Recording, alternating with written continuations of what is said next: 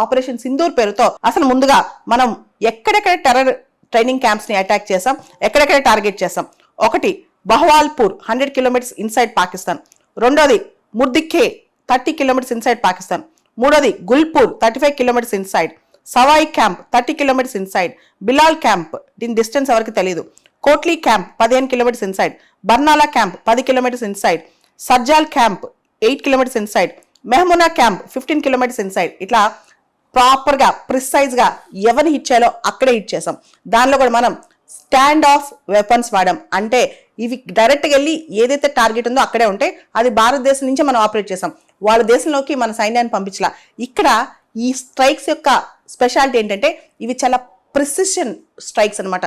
చాలా సూక్ష్మంగా జాగ్రత్తగా వెళ్ళిన ప్రిసిషన్ మరియు సర్జికల్ స్ట్రైక్స్. ఎవరు మన ఆర్మీ, నేవీ, ఎయిర్ ఫోర్స్ ముగ్గురు కోఆర్డినేషన్తో చేశారంట. నీట్గా ప్లాన్ చేసుకుని వాళ్ళ టెరిటరీలోకి వెళ్లకుండా వాళ్ళ మిలిటరీ వాళ్ళని కానీ వాళ్ళ సివిలియన్స్ కానీ ఎవరిని అటాక్ చేయకుండా ఓన్లీ టెర్రర్ క్యాంప్స్, టెర్రర్ హైడౌట్స్ మీదే అటాక్ చేశారు.